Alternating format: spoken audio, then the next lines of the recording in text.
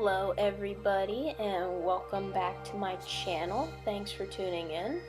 And today I have another chameleon marker project. This one, it took me a few weeks to do just because I sketched it out, didn't have time to ink it for a while, then inked it, then didn't have time to color it for a while, then finally got around to coloring it. But today, as you probably saw in the title, I'm working on an art piece called Sleep Paralysis. Now, it is called that because, at least in my vision, the whole point was to try to capture kind of what sleep paralysis feels like. And if you don't know what sleep paralysis is, or if you've never had it, I can explain a little bit. It's basically when it's a sleeping disorder. Well, I don't know if it's really like a major disorder or anything, because just about anyone can get it. Where your mind wakes up, but your body is still asleep. So you're paralyzed.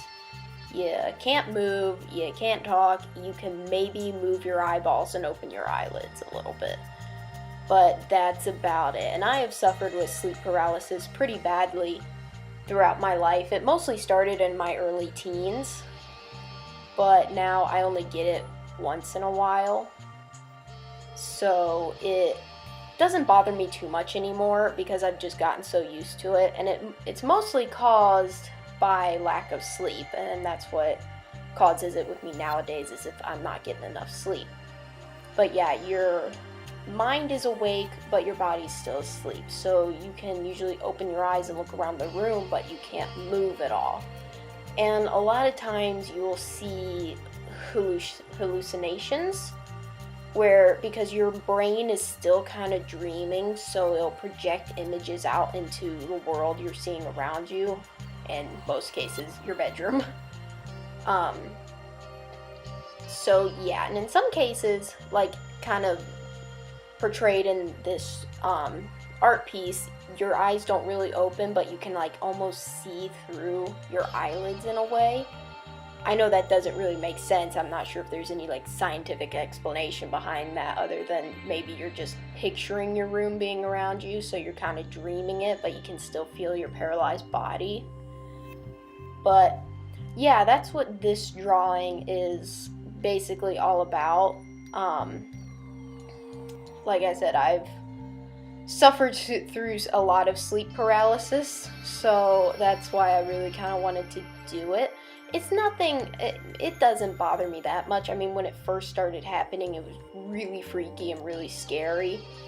And a lot of people do get scared when it happens, because, they'll see like demons and monsters in the room. But I think I've come to discover that with me going through it so much, I've really kind of learned how to control it, that I believe that you're just seeing those things because you get scared, so your brain just automatically projects scary images. And so the more scared you are, the more frightening things you're going to see. And I've kind of almost played around with it a little, like if I go into sleep paralysis, if I think of something specific, then I will see that thing I'm thinking of.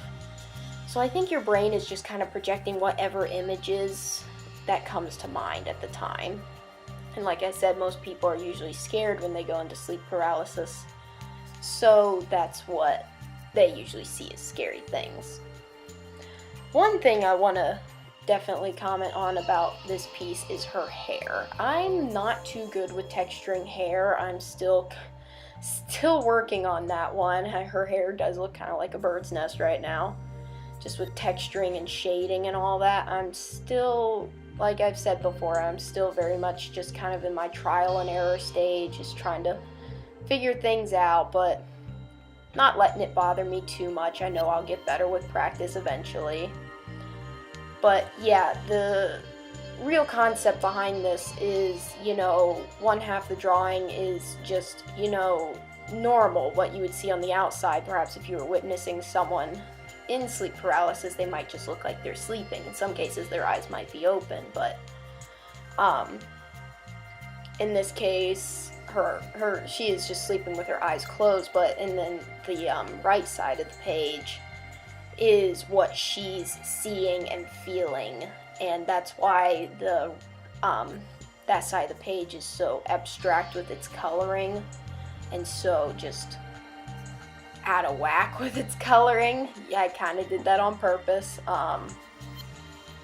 Just using completely crazy colors and kind of trying to make somewhat of an opposite effect with the way her colors kind of switch from either side of the page. Like, you know, like when I do the blanket, the right side the blanket's yellow while the other side the blanket's blue, and with her hair it's kind of a bluish gray on the right side while it's yellow on the left side, and you know, her skin is more of a bluish color on the right side, and so on and so forth. Really wanted to kind of give an opposite effect, and just to show the pure just craziness of what sleep paralysis feels like. It kind of feels like sometimes it kind of feels like you're floating up out of your body, and I really kind of wanted to capture that in this drawing, and I've been wanting to do this one for a while. I've really had it in mind for a long time, but I've just now finally gotten around to actually finishing it. Some mistakes were made, like with the hair and some of the coloring and some of the shading on her face, and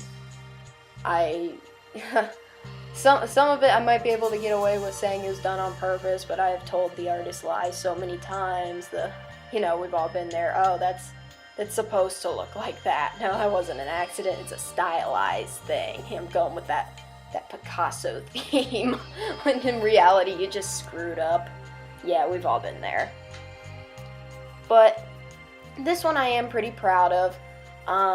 If I could change anything, it would probably be her hair, mostly on the left side of the page, because it didn't turn out too bad on the right side. I kind of got something figured out on the right side, but I also I needed to make it match on the right side so that it didn't look completely different. You know, I couldn't have one side looking terrible and one side looking good. I mean, even though that was somewhat the point of this picture, was an opposite effect on each side, but when it comes to like textures and things like that, it's like, no, I'm gonna have to make this side look bad too so it matches. Then I can say it was done on purpose. But yeah, there are some things I probably could have added a little more detail on, but I really kind of came up with this line art and threw the line art itself together pretty quickly. So, and I wanted to keep it fairly simple, because just the main focus overall was supposed to be kind of on her and kind of on the overall, you know, just the obviousness of the line down the center, the difference between the two worlds she's kind of experiencing. And that was just kind of the main thing, was just capturing what sleep paralysis really feels like. And some of the shading on like kind of like the bed underneath her or behind her, yeah, that definitely could have turned out better. But like I said, I'm still practicing, still working on trying to get actually good at this. But I am proud of how it turned out. It turned out pretty darn close to what I pictured it. There are a few things I might try to change about it, but it didn't turn out too bad. And I'm pretty happy with it.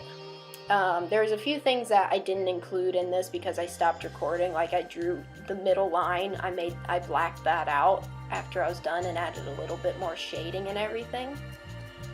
But yeah, I think that's about it, and I am quite happy with the way it turned out, and thanks for tuning in and watching. Bye.